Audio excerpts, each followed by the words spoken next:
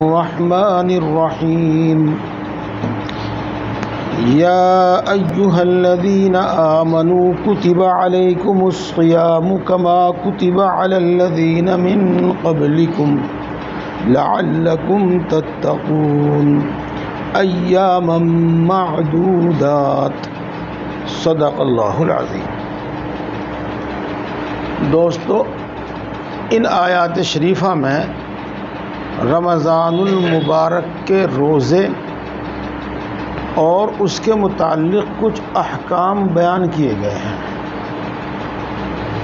ایک تو یہ کہ رمضان سے پہلے میں نے آپ کے سامنے اس کی تفسیر کی تھی، اور دوسرے یہ کہ انشاءاللہ العزیز اللہ تعالیٰ جب تک سلامت رکھے ہر سال رمضان سے پہلے آپ اس آیت شریفہ کی تفسیر سنا کریں گے، اور اس کے ساتھ ساتھ میں اس کی تفسیر کر رہا ہوں تاکہ تسلسل باقی رہے اور درمیان میں قرآن پاک کا کچھ حصہ نہ چھوٹ جائے۔ اور بار بار کرنے میں فائدہ یہ ہے کہ جو بات پہلی مرتبہ سمجھ میں نہیں آئی دوسری مرتبہ سمجھ میں آ جاوے گی، دوسری مرتبہ سمجھ میں نہیں آئی تیسری مرتبہ سمجھ میں آ جاوے گی، اور بار بار یاد سننے سے وہ یاد بھی ہو جاوے گی۔ اور علماء کرام یہ فرماتے ہیں کہ جو آدمی کوئی بات مثلا 10 مرتبہ سنے اس کے سامنے بیان کی جاوے تو 11ویں مرتبہ بھی اسی توجہ سے سنے جس توجہ سے اس نے پہلی مرتبہ بالکل نئی بات سنی تھی، تب تو اس کو علم آئے گا، ورنہ اسے علم نہیں آئے گا۔ لہذا یہ سوچ کر کے بار بار کی سنی ہوئی چیز ہے اس کی طرف سے لاپرواہی نہ برتے، توجہ سے سنیں۔ ترجمہ کرتا ہوں جہاں ضرورت پڑے گی، انشاءاللہ پہلے سمجھاؤں گا پھر ترجمہ کروں گا۔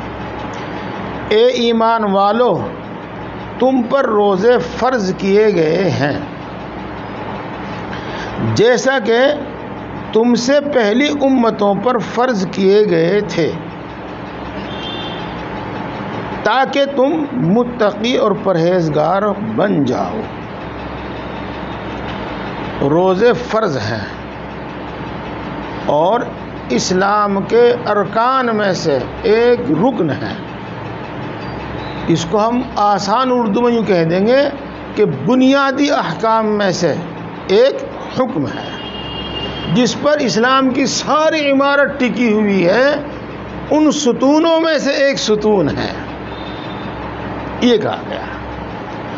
اس میں خاص بات یہ ہے کہ یہ روزے صرف اسی امت پر فرض نہیں کیے گئے بلکہ اس امت سے پہلی امتوں پر بھی فرض کیے گئے۔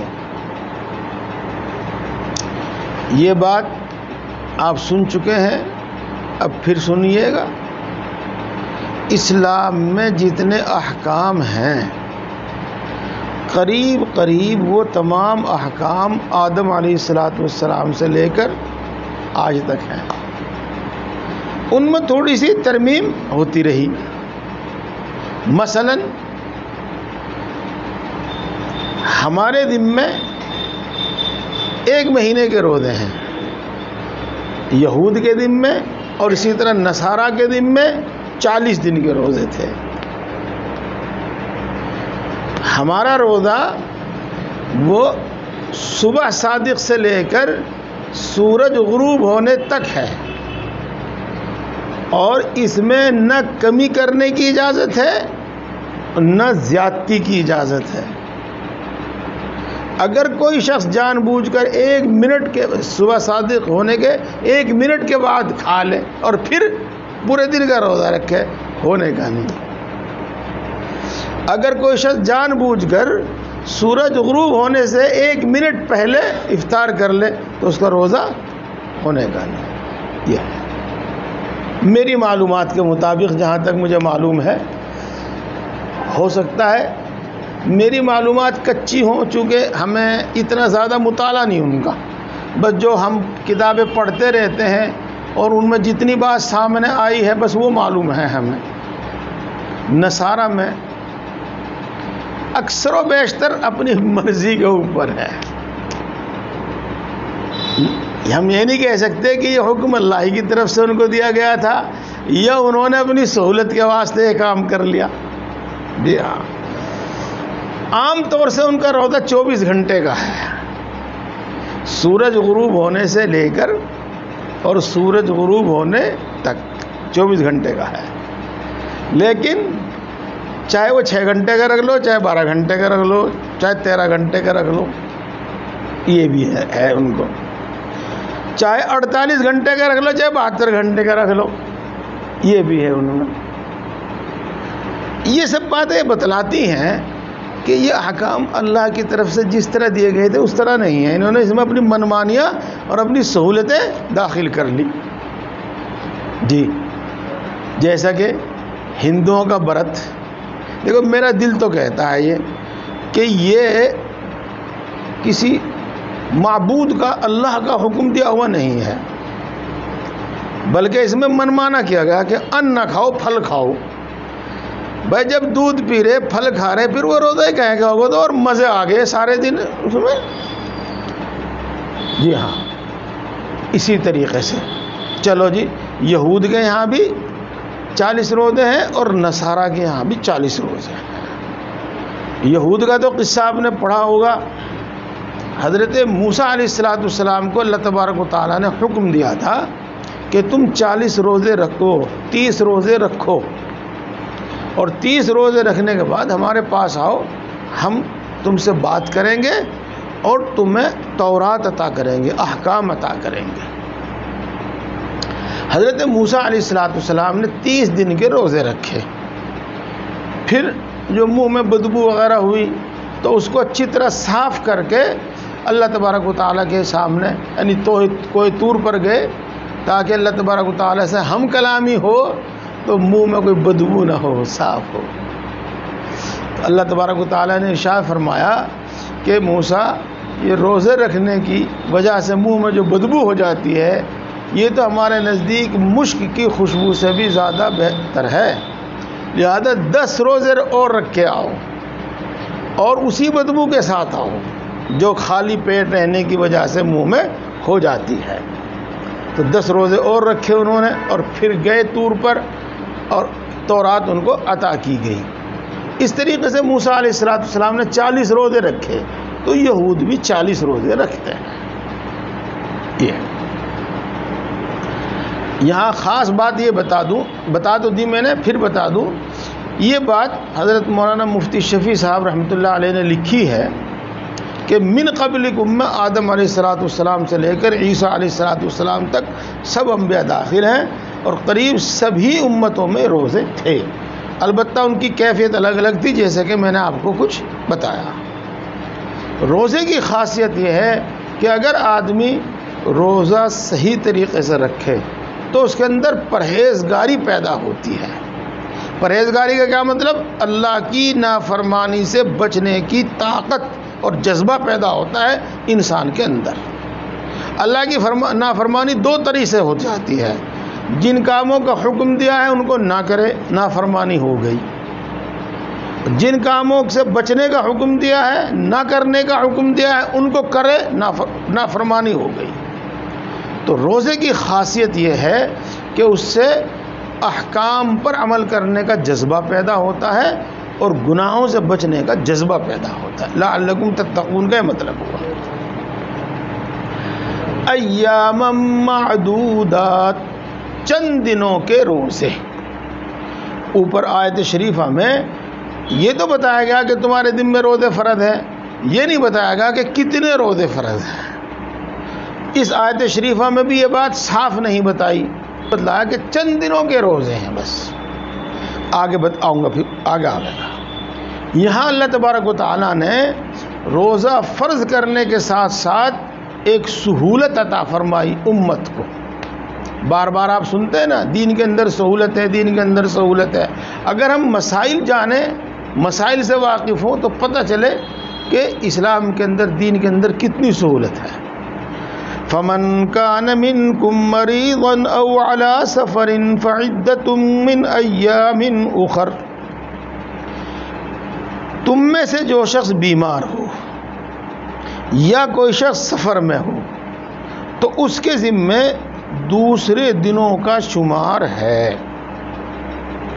اگر کوئی شخص بیمار ہو اور ایسا بیمار ہو کہ روزہ رکھنے سے اس کی بیماری بڑھ جاوے گی یا روزہ رکھنے سے اس تندرستی ملنے میں، شفا ملنے میں، ٹھیک ہونے میں دیر لگے گی، یا اس سے آگے بڑھ کر خدا نخواستہ روزہ رکھنے سے موت کا اندیشہ ہے، کوئی ہو اس طرح کی بیماری، تو ایسے شخص کے واسطے اجازت ہے کہ وہ رمضان کے مہینے میں روزے نہ رکھے۔ جی چلو، اس کا فیصلہ کون کرے گا کہ یہ ایسی بیماری ہے؟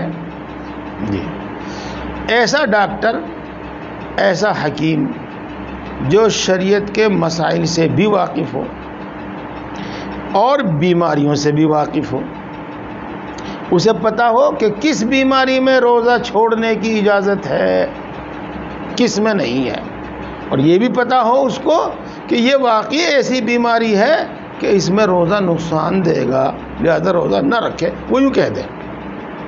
اور دوسری صورت دوستو یہ ہے کہ انسان کا اپنا خود کا تجربہ ہو، خود کا تجربہ ہو۔ اس کی ایک مثال دیتا ہوں۔ آج کل شوگر کا مرض بہت بڑھ گیا، اس میں اکثر و بیشتر دو چیزیں ہیں، ایک تو پیاس زیادہ لگتی ہے اور ایک بھوک زیادہ لگتی ہے۔ جن کی بیماری بڑھ جاتی ہے وہ تو گھنٹے، ڈیڑھ گھنٹے، 2 گھنٹے کے بعد کچھ نہ کچھ کھاتے ہیں، نہیں تو کام گڑبڑ ہو جاتا ہے۔ ایسے پیاس بھی زیادہ لگتی ہے، تو ایسے شخص نے روزہ رکھ کے دیکھا اور روزہ رکھنے میں اس کو ایسی پیاس لگی کہ گویا کہ اس کی جان پر بن آئی، یوں کہہ دو، ایسی بھوک لگی کہ جان پر بن آئی۔ اس نے 2 مرتبہ روزہ رکھا، 3 مرتبہ روزہ رکھا، اور ہر مرتبہ ایسی اس کی حالت ہوئی تو اب اس کو ڈاکٹر کے فیصلے کی ضرورت نہیں، یہ خود یہ طے کر سکتا ہے، طے ہو گیا کہ وہ روزہ رکھنا اس کے لیے نقصان دہ ہے، تو یہ روزہ بعد میں رکھ لے گا، آگے آئے گا اس کا بیان۔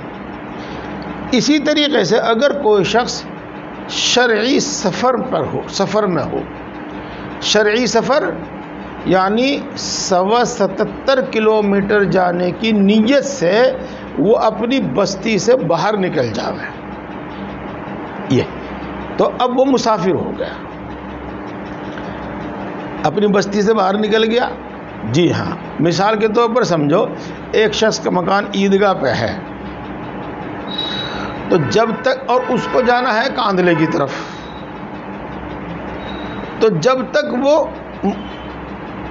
رہے، آپ جہاں تک مکان بنے ہوئے ہیں کاندلہ روڈ پر، جہاں تک مکان بنے ہوئے ہیں، جب تک وہ وہاں رہے گا، اس کے اندر رہے گا، عیدگاہ پہ تو چلا اور ابھی وہ راستے میں ہے وہاں تک جہاں تک مکان بنے ہوئے ہیں، تو وہ مسافر نہیں ہے۔ اس کا فرق اس سے ظاہر ہوگا کہ اگر وہ نماز پڑھنے لگے مثلاً اڈے والی مسجد میں آ کے یا کاندلے اڈے پہ جا کے، تو اس کو پوری نماز پڑھنی پڑے گی، اور جب وہ ان مکانوں سے باہر نکل جائے گا، آبادی سے باہر نکل جائے گا، تو اب وہ مسافر ہو جائے گا۔ اب اگر وہ مثلا نماز پڑھنے لگے، آگے جا کے ملک پور میں نماز پڑھنے لگے، تو وہ کاندلے میں جا کے نماز پڑھنے لگے، تو وہ قصر کرے گا، 2 رکعت پڑھے گا۔ تو یہی معاملہ روزے کے اندر بھی ہے، 77 کلومیٹر کے ارادے سے وہ چلے اور اپنی بستی سے باہر نکل جائے تو وہ مسافر ہو جاتا ہے۔ اس سے زیادہ کا ارادہ ہے تو بدرجہ والا مسافر ہو جائے گا، اس سے کم کا ارادہ ہے تو مسافر نہیں ہوگا۔ مان لو 65 کلومیٹر 70 کلومیٹر جانے کا ارادہ ہے تو مسافر نہیں ہوگا، اور اس کے لیے روزہ رکھنا ضروری ہوگا۔ بیمار کی تو بات ہوگی کہ تو بہرحال جب اس پوزیشن میں ہوگا کہ روزہ نہیں رکھ سکے گا، اس کے لیے تو روزہ نہ رکھنے کی اجازت جب ہی ہوگی۔ اب رہی بات مسافر کی، تو بعض سفر تو اتنے مشقت والے ہیں کہ ان میں روزہ رکھا نہیں جاتا، اور بعض سفر اتنی راحت کے ہیں کہ ان میں روزہ رکھنے میں کوئی دقت ہی نہیں۔ آپ کو یہاں سے دلی جانا ہے، مسافت ہے، شرعی مسافت ہے، 100 کلومیٹر ہے لگ بھگ، جی ہاں، اور آپ اپنی اے سی گاڑی میں گھر سے بیٹھ کر چلے، اور جہاں آپ کو جانا ہے وہاں جا کر آپ اپنی گاڑی سے اترے، تو نہ تو بھوک لگے گی نہ پیاس لگے گی۔ وہاں بیٹھے آپ اے سی کمرے میں بیٹھے، پنکھے کے نیچے بیٹھے، جو کام تھا کیا، پھر آپ واپس چل دیے، اسی دن چل دیے یا اگلے دن آئے، مان لو اسی دن آئے آپ، تو واپس آنے تک بھی کوئی دقت نہیں کہ آپ اے سی گاڑی میں بیٹھے ہوئے ہیں۔ ہاں، تو روزے میں دقت دشواری بھی ہو سکتی ہے سفر میں، اور نہیں بھی ہو سکتی، لیکن دونوں صورتوں میں اختیار ہے۔ مشقت ہو تب بھی روزہ رکھنے نہ رکھنے کی اجازت ہے، اور مشقت نہ ہو تب بھی روزہ رکھنے نہ رکھنے کی اجازت ہے۔ اب ایک فرق سمجھو، اور یہ باتیں سمجھنے کی ہیں، جتنا دین کا علم زیادہ ہوگا دین پر عمل کرنے میں اتنی سہولت زیادہ ہوگی، جتنا تجربہ کار تاجر ہوگا، جتنا تجربہ کار مستری ہوگا، اتنی زیادہ سہولت ہوگی اس کو تجارت کرنے میں، اتنا زیادہ نفع ہوگا اس کو، اور اتنی زیادہ آسانی ہوگی اس کو بنانے میں۔ یہاں ایک تو نماز ہے، وہ تو قصر ہو جاتی ہے، یعنی آدھی ہو جاتی ہے، یوں سمجھ لو، اور روزہ معاف ہو جاتا ہے، لیکن دونوں میں فرق ہے۔ نماز تو آپ قصر ہی کریں گے، 2 رکعات ہی پڑھیں گے، پوری نہیں پڑھ سکتے، اور روزے میں دونوں اجازت ہے، رکھ بھی سکیں گے اور آپ نہیں بھی رکھ سکیں، دونوں اجازت ہے۔ اگر سفر میں آپ کی نماز قضا ہو گئی اور گھر آ کر آپ نماز پڑھیں گے تو 2 ہی رکعات پڑھیں گے، قصر ہی کریں گے گھر پر بھی۔ مسئلہ سمجھ میں آ گیا؟ کوئی الجھن تو نہیں ہوئی؟ اگر سفر میں نماز قضا ہو گئی اور ہم نے واپس گھر آ کر اس کو پڑھی تو 4 رکعت نہیں پڑھنے گے، 2 ہی پڑھیں گے یہ۔ اور روزے کا مسئلہ تو ہے، وہ تو آدھا ہوتا ہی نہیں، وہ تو پورا ہی ہو۔ تو سفر میں اللہ تبارک و تعالیٰ نے یہ اجازت مرحمت فرمائی ہے۔ یہ جو کہا گیا ہے کہ اس پر دوسرے دنوں کی گنتی ہے، تو مثلا بیمار ہونے کی حالت میں وہ 4 5 10 روزے نہیں رکھ سکا، یا سفر میں 4 5 10 روزے نہیں رکھ سکا، تو رمضان گزر جانے کے بعد اسے چاہیے کہ یہ روزے رکھ لے۔ دوسرے دنوں کا اس کے ذمہ شمار ہے، یعنی رمضان کے بعد دوسرے دنوں میں روزہ رکھنا اس کے ذمہ ضروری ہے۔ یہ جب سہولت ہو جب رکھ لے، گرمیوں میں نہ رکھے، سردیوں میں رکھ لے۔ یہ البتہ دیکھو، موت زندگی کا کسی کو کچھ پتہ نہیں، ہاں، اس لیے فرض نماز اگر قضا ہو جاوے تو پہلی فرصت میں ادا کر لو، اگر فرض روزہ رہ جاوے تو سردیوں کا انتظار نہ کرو، بلکہ پہلی فرصت میں رکھ۔ یہ بھی بات ہو گئی۔ اب ایک مسئلہ اور ہے، آپ سمجھدار لوگ ہیں، انشاءاللہ سمجھ جائیں گے۔ میرے 10 روزے قضا ہو گئے رمضان شریف میں، اور عید کے بعد میں 5 دن زندہ رہا، 5 دن کے بعد انتقال ہو گیا جی، تو ان 5 روزے تو میرے ذمہ ہیں، اور وہ 5 روزے جو ہیں وہ میرے ذمہ نہیں ہیں۔ یہ چلو جی، اگلی بات سمجھو، اس میں وہ ایک نئی بات ہے، اس کو آپ غلط فہمی میں مبتلا نہ ہو، بلکہ توجہ سے سنیں تو انشاءاللہ بات سمجھ میں آ جائے گی، اور اس سے بہت کچھ سمجھ میں آئے گا۔ اور ان لوگوں کے ذمے جو روزہ رکھنے کی طاقت رکھتے ہیں، ایک مسکین کے کھانے کا فدیہ ہے۔ بس دیکھو، اللہ تبارک و تعالیٰ نے دین کے اندر سہولت بہت رکھی ہے۔ جب روزے فرض کیے تو روزہ فرض کرنے کے بعد اللہ تبارک و تعالیٰ نے اختیار دیا کہ فرض تو ہے روزے، لیکن جو چاہے روزہ رکھ لے اور جو چاہے روزہ نہ رکھے۔ اس میں کمزور اور بیمار اور مسافر کی کوئی بات نہیں، بلکہ ہر آدمی کو اختیار ہے، جو روزہ چاہے رکھ لے اور جو نہ چاہے نہ رکھے وہ ایک مسکین کو ایک صدقہ فطر کے برابر غلہ دے دے. یہ اختیار دیا گیا تھا پہلے، روزہ رکھنے نہ رکھنے کا اختیار ہے. اس کے باوجود آگے ارشاد فرمایا فمن تطوع خیرا فهو خیر اللہ، اور جو شخص بھی کوئی بھلائی کا کام کرے تو وہ اس کے لیے بہتر ہے. وَأَن تَصُومُوا خَيْرٌ لَكُمْ إِن كُنتُمْ تَعْلَمُونَ، اور تمہارے لیے روزہ رکھنا بہتر ہے اگر تم یقین رکھتے ہو. اس کا حاصل یہ تھا کہ روزہ رکھنے نہ رکھنے کا اختیار دیا، اور روزہ نہ رکھنے والے کے ذمہ ایک صدقہ فطر کے برابر غلہ، جس کو فدیہ کہتے ہیں. اس کے بعد یہ حکم منسوخ ہو گیا. منسوخ ہونے کا معنی اب آپ سبھی سمجھ رہے ہوں گے، چونکہ یہ لفظ کئی بار سن لیا آپ نے. کینسل ہو گیا، اللہ نے یہ حکم واپس لے لیا اور ایک نیا حکم دیا. وہ نیا حکم کیا دیا؟ شہر رمضان الذی انزل فیہ القرآن ھدی للناس وبینات من الھدی والفرقان. رمضان کا مہینہ وہ مہینہ ہے جس میں قرآن کریم نازل کیا گیا ہے، جو قرآن کریم تمام انسانوں کے واسطے ہدایت ہے، اور جو قرآن کریم ہدایت کی صاف صاف باتیں بیان کرتا ہے، اور وہ قرآن کریم جو حق اور باطل میں فرق کرنے والا ہے. فمن شہد منکم الشہر فلیصم، پھر تم میں سے جو شخص بھی رمضان کے مہینے میں موجود ہو اس کو روزہ رکھنا ہوگا.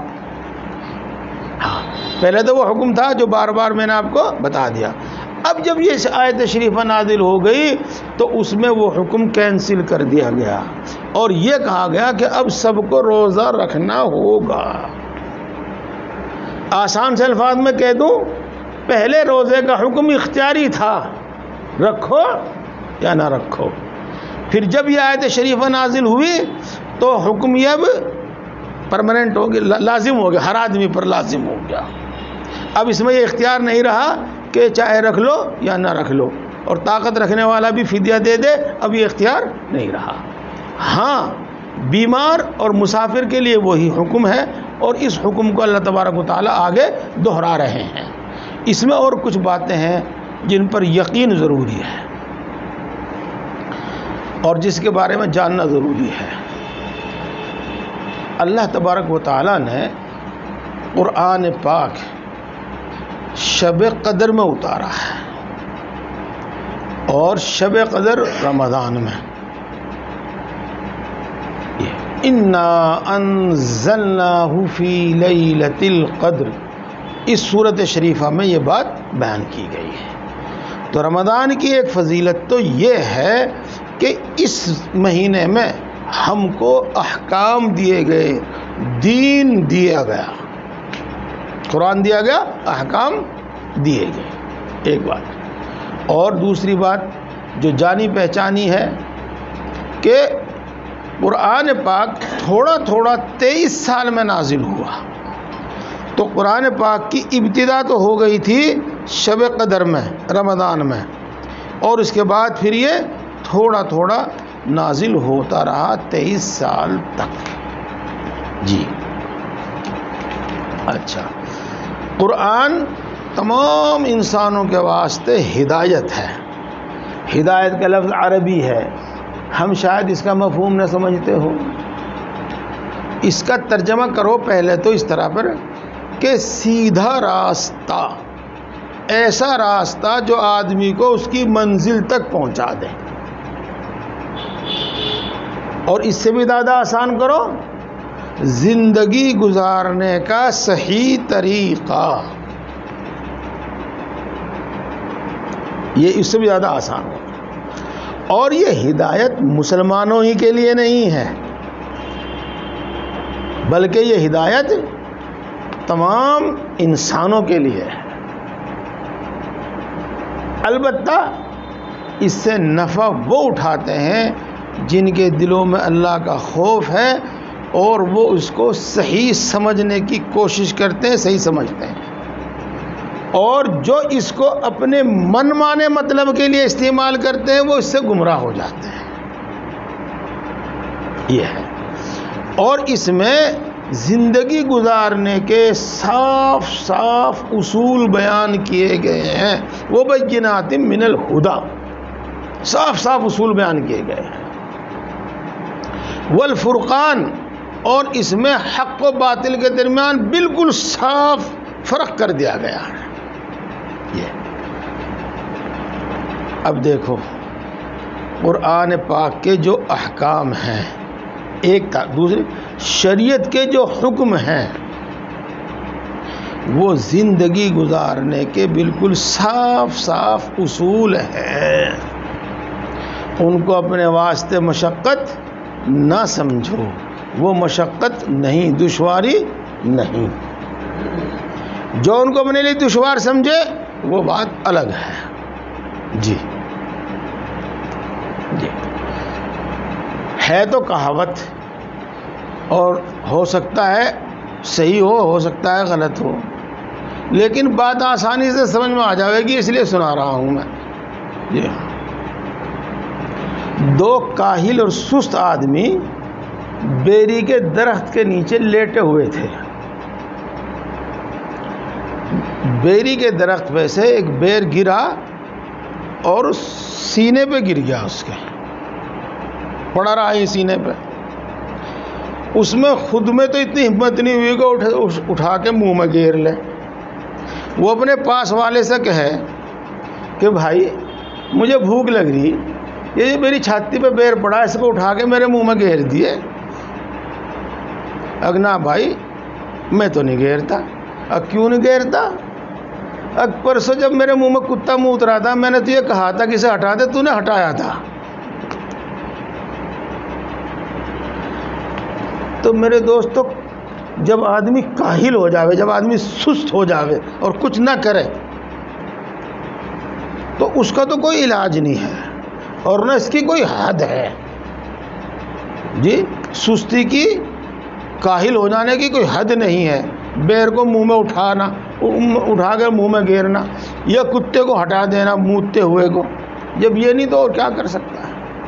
نہیں تو اپنی ذات میں یہ احکام آسان ہیں اور اتنے فائدے لیے ہوئے ہیں کہ ہم اور آپ تو یقین کر کے، ایمان کی بنا پر یقین کر کے ان کو مانتے ہیں، اور دوسرے لوگ ان پر ریسرچ کر کے اس نتیجے پر پہنچتے ہیں کہ یہ ہی صحیح ہے.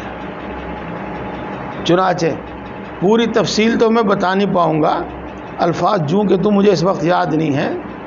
ابھی کچھ دن پہلے سے ایک بات گھوم رہی تھی اخبار میں بھی اور واٹس ایپ پہ بھی کہ جاپان کے ایک شخص نے ریسرچ کی کہ آدمی کے واسطے پیٹ بھر کر، ہمیشہ پیٹ بھرا رہنا صحیح ہے یا بھوکا رہنا صحیح ہے. تو وہ اس نتیجے پر پہنچا کہ ہمیشہ پیٹ بھر کر رہنا انسان کی صحت کے لیے مضر ہے، بلکہ کچھ دن اس کو فاقہ کرنا چاہیے. جی ہاں، وہ اس نتیجے پر پہنچا. پھر اس نے اس پر سرچ کیا کہ ٹھیک ہے کچھ دن فاقہ کرنا چاہیے، تو ایک سال بھر میں کم سے کم کتنے دن فاقہ کرنا چاہیے؟ اس نے اس پر سرچ کیا تو اس کی سرچ میں آیا کہ کم سے کم 25 دن فاقہ کرنا چاہیے. جی ہاں، اس نے جگہ پہنچا. اس کے بعد ایک دوسرے شخص کی تحقیق ہے. بات تو ان کے دل میں یہی آتی ہے کہ اسلام نے یہ حکم کیوں دیا. مثال کے طور پر عورت کے ذمہ عدت ہے اگر اس کو طلاق دے دی جاوے، اور ہے بھی 3 حیض، 3 ماہواری. جی ہاں، تو اس پر سرچ کیا انہوں نے. جی ہاں، جب مرد عورت ملتے ہیں تو مرد کے بہت سارے اثرات کہہ لیجیے گا آپ عورت کے جسم کے اندر رہ جاتے ہیں. جی ہاں، اور وہ رفتہ رفتہ مطلب 30 دن میں اتنے % ختم ہو جاتے ہیں اور 60 دن میں اتنے % ختم ہو جاتے ہیں اور 90 دن میں اتنے % یعنی بالکل ختم ہو جاتے ہیں. تو جب ایک عورت جس کا نکاح ہو چکا ہے اس کو طلاق دی گئی، ظاہر بات ہے کہ بس اس کو دوسرے مرد سے نکاح کر لینا چاہیے. جب وہ دوسرے مرد کے پاس پہنچے تو اس طریقے سے پاک صاف پہنچے کہ جس کے پاس پہلے وہ تھی نا اس کے کوئی اثرات اس کے اندر نہ ہو.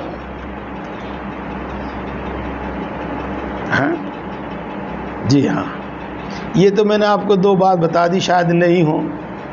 اور ایک بات مشہور ہے بہت، پہلے بھی آپ نے سنی ہوگی.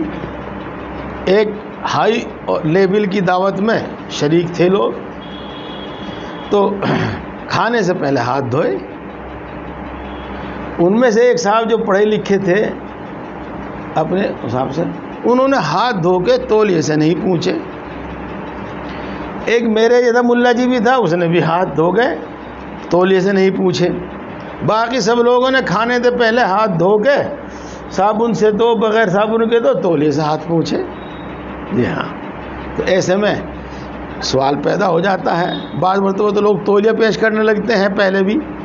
ہاں، ان سے پوچھا تو جو سمجھو ڈاکٹر صاحب تھے جنہوں نے ہاتھ نہیں دھوئے تھے، انہوں نے کہا جی کہ کپڑا کتنا ہی بھی صاف ہو، کتنا ہی بھی دھلا ہوا ہو، رکھے میں بھی کچھ نہ کچھ جراثیم کیٹانو آ جاتے ہیں. جب ہم ان سے ہاتھ پوچھیں گے تو ہاتھوں پہ وہ رہ جائیں گے. پھر جب ہم کھانا کھاویں گے تو وہ ہمارے منہ میں ہمارے اندر چلے جائیں گے. یہ ہوگا. ڈاکٹر صاحب نے تو بتایا. ملا جی سے پوچھا، میں ملا جی اس لیے کہہ رہا ہوں کہ جس کو حقارت سے کہا جاتا ہے حالانکہ وہ اللہ پر ایسا ایمان اور یقین رکھنے والا ہوتا ہے. انہوں نے کہا کہ ہمارے نبی صلی اللہ علیہ وسلم نے کھانے کا جو طریقہ بتایا ہے اس میں یہ کہا ہے کہ پہلے ہاتھ دھو اور کسی چیز سے مت پوچھو، اور کھانے کے بعد ہاتھ دھو. اب آپ ان کو پوچھ سکتے ہو، پوچھنا بلازم نہیں ہے لیکن اب پوچھ سکتے ہو. تو میں یہ کہہ رہا ہوں کہ زندگی گزارنے کے واضح صاف اصول موجود ہیں. اور دوستو بات زیادہ باریک ہو جاتی ہے، ہر آدمی کی سمجھ میں نہیں آتی. نہیں تو حضرت مولانا شاہ ولی اللہ صاحب دہلوی رحمۃ اللہ علیہ کی کتاب پڑھو، حجت اللہ البالغہ. ہاں ویسے میرے بھی بس کی نہیں، آپ بھی نہیں سمجھ پائیں گے، وہ تو بات ہے، بہت اونچے درجے کی چیز ہے. اس میں جو کچھ بیان کیا گیا ہے اگر اس کو آدمی سمجھ لے اور اس پر یقین کرے تو معلوم ہو جاوے کہ واقعی زندگی گزارنے کے صحیح اصول یہی ہے. جی ہاں، ایک اور بھی ہے، حضرت مولانا اشرف علی صاحب تھانوی نور اللہ مرقدو کی کتاب، جی اس کا بھی ایسا ہی نام ہے، اسلامی احکام عقل کی نظر میں، اور پھر دوسرے ناموں سے بھی اس کو چھاپ دیا گیا ہے. وہ بھی. اب آگے چلتے ہیں. اور وہ حق و باطل کے درمیان فرق کرنے والا ہے. ایک مثال کے طور پر میں کہوں، عیسائی یوں کہتے ہیں کہ ہم توحید کے قائل ہیں، یعنی ایک معبود کو مانتے ہیں. لیکن آپ اگر ان کے اس عقیدے کو سمجھنا چاہیں تو زندگی بھر نہیں سمجھ سکتے. اور 2000 سال لگ بھگ ہو گئے ہیں، 2100 سال بلکہ 2000 سال ہو گئے ہیں لگ بھگ، آج تک وہ اس کو سمجھا نہیں سکے. یہ اب آ جاؤ تم ہاں، اور یہی حال سمجھ لیجئے گا آپ. مثلا یہ جو ہندو ہیں، آپ ان کے پڑھے لکھے آدمی سے بات کرو گے تو وہ بھی کہیں گے ہم تو ایک ہی کو ماننا ہے. پھر ان سے پوچھا جاوے کہ تم سانپ کی پوجا کیوں کرتے ہو، بندر کی پوجا کیوں کرتے ہو، اور پیپل کی پوجا کیوں کرتے ہو، فلاں فلاں کی، تو وہ آپ کو اس طرح کی باتیں سمجھاویں گے جو سمجھ میں نہیں آنے گی. جی ہاں. اب آ جائیے اسلام میں، اس کو اتنا صاف بیان کیا کہ جس کے سمجھنے میں کوئی دشواری ہی نہیں ہے. وہی ایک تنہا عبادت کا مستحق ہے. اسی ایک تنہا ذات نے یہ ساری مخلوق پیدا کی ہے، اسی ایک نے سارے انسان پیدا کیے ہیں، وہی ایک سارے نظام کو چلاتا ہے وغیرہ. اور اگر آپ دوسروں میں جاؤ، یہ علم کی دیوی ہے، یہ دولت کی دیوی ہے، یہ چندرما ہے، یہ سورج ماں ہے، اور معلوم کتنی باتیں.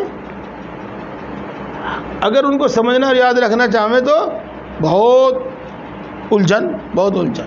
چلیے یہ بات ہو گئی. اچھا، اگلی بات چونکہ آپ آسانی سے سمجھے ہوئے ہیں، ترجمہ کر دوں انشاءاللہ. اگلی آیت پھر اگلے ہفتے ہوگی. بس تم میں سے جو شخص بیمار ہو یا جو شخص سفر میں ہو تو اس پر دوسرے دنوں کی گنتی ہے. یہ وہی ہے جو میں بتا چکا ہوں. تھوڑا سا فرق ہے اس میں، وہ علماء سے متعلق ہے. اللہ تبارک و تعالیٰ تمہارے ساتھ آسانی چاہتا ہے اور تمہارے ساتھ دشواری کرنا نہیں چاہتا. اسی واسطے اس نے روزے میں سہولت دے دی. بیمار ہو فدیہ دے دو، سفر میں ہو فدیہ دے دو، سفر میں ہو بعد میں رکھ لو.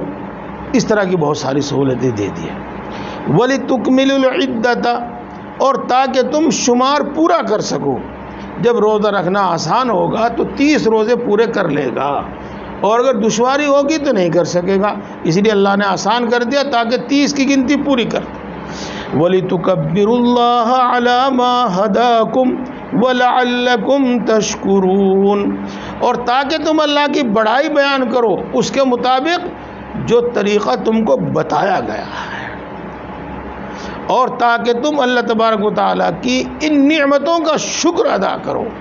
ہیں تو نعمتیں بے شمار، لیکن یہ جو احکام ہیں قرآن میں، جو احکام دیے گئے ہیں اور آسان احکام دیے گئے ہیں، سب انسانوں کے فائدے کے واسطے دیے گئے ہیں. یہ بڑی نعمت ہے، اس نعمت کا شکر ادا کرو.